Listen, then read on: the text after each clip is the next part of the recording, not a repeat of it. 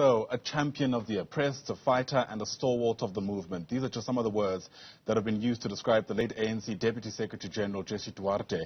The 68-year-old passed away yesterday morning after battling cancer and was buried in the afternoon in accordance with Muslim rites. Duarte departs at a time when her political home, that's the ANC, is dealing with all manner of challenges. So let's perhaps focus on what this moment perhaps might mean for the party, but before that, personal reflections. And for that, let's bring in the ANC's NEC member, Nomvula Mokonyane, who joins us via our video link this morning. It's lovely to have you on the program. Thank you so much indeed for making time.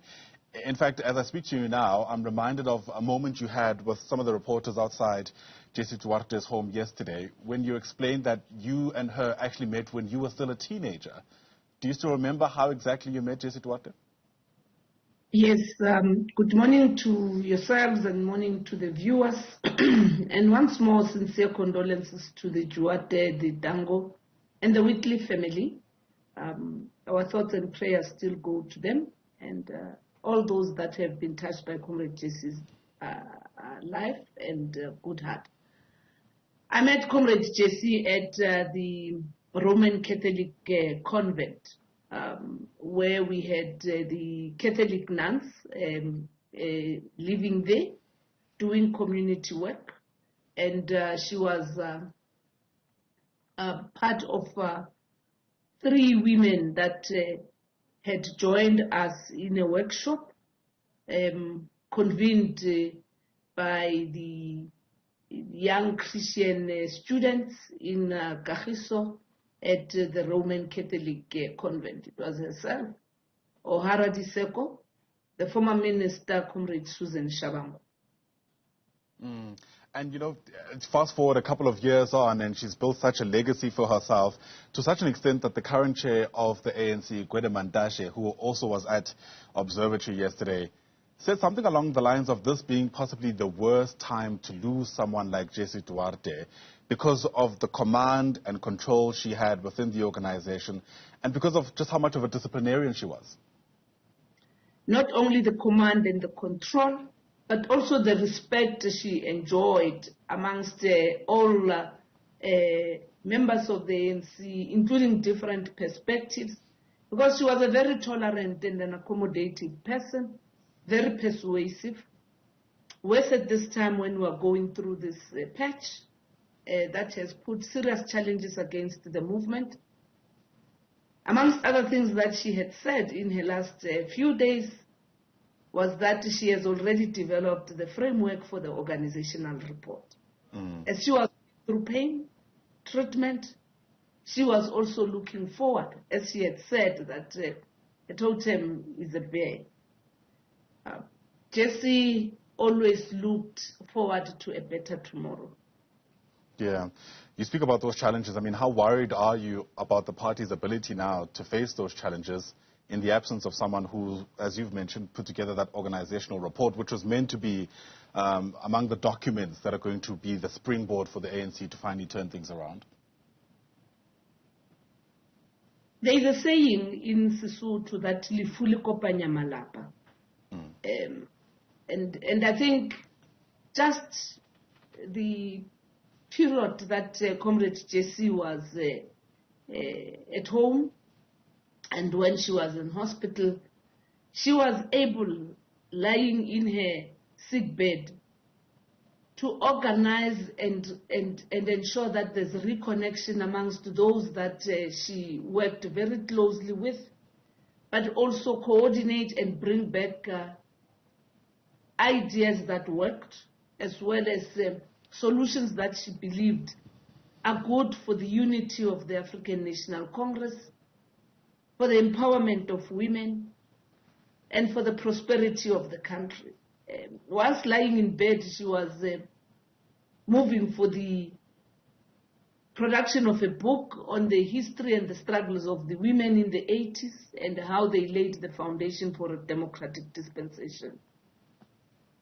I am personally worried because this is one woman, one cadre of the movement, who even now, as we go towards the policy conference, would have been very outspoken, would have been very frank, on the policy imperatives that we need to consider, as well as the failures that we might have gone through.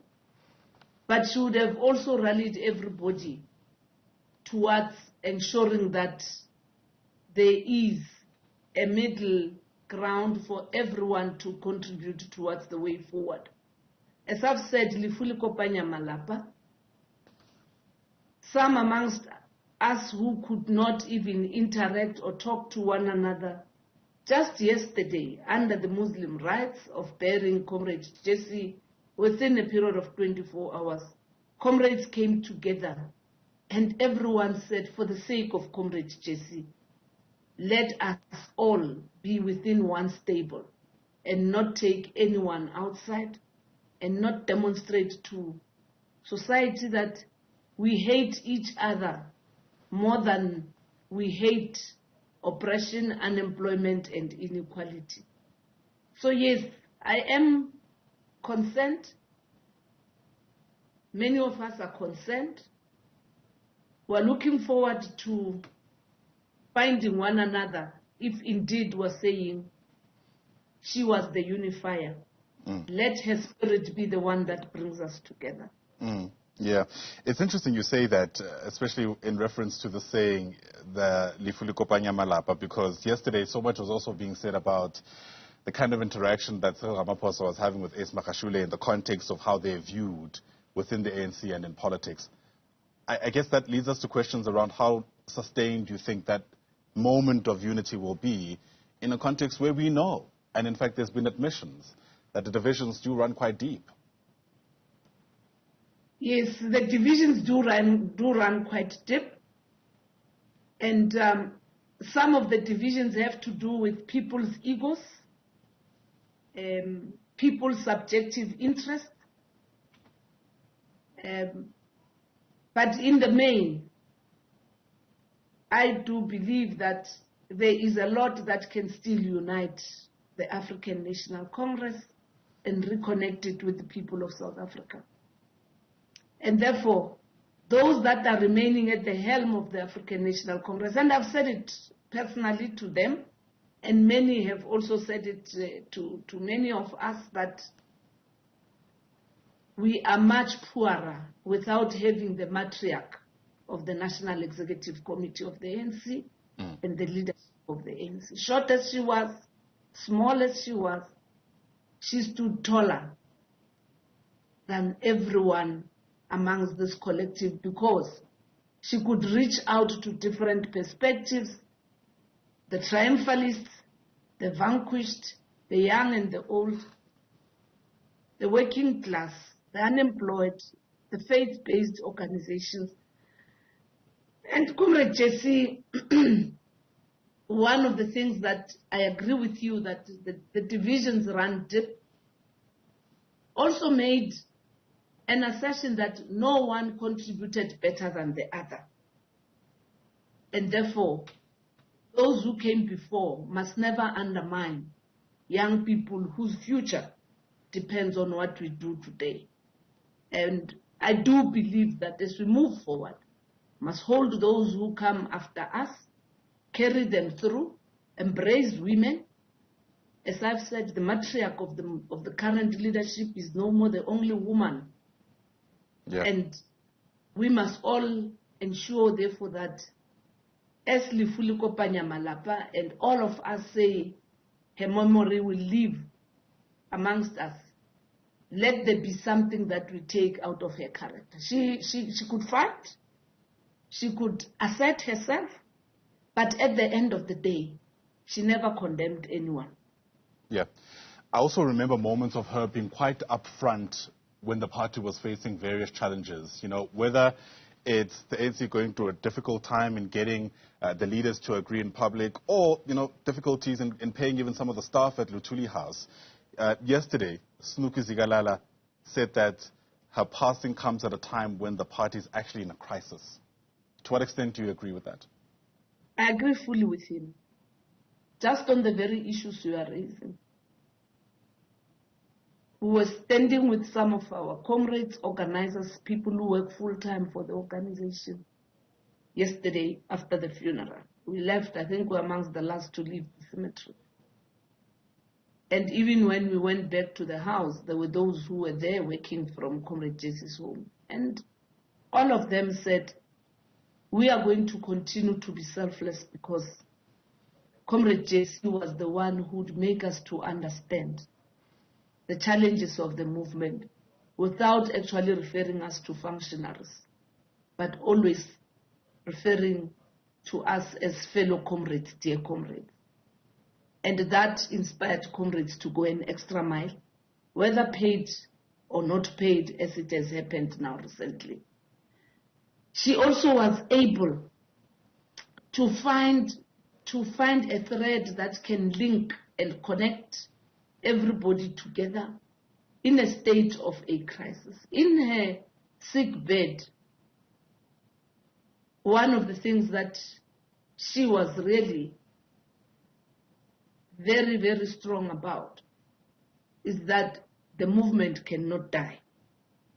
The movement cannot die, and no one has the supremacy of assuming that they are the ones who must remain with the African National Congress without reconciling even with those that may not have a common perspective with them when we have embraced those that had oppressed our own. She detested racism. She detested sexism. She detested any form of discrimination. And I think part of what is remaining with the three men who are leading and having a responsibility now without our matriarch is for them to broaden their shoulders and reach out to the collective of the NEC,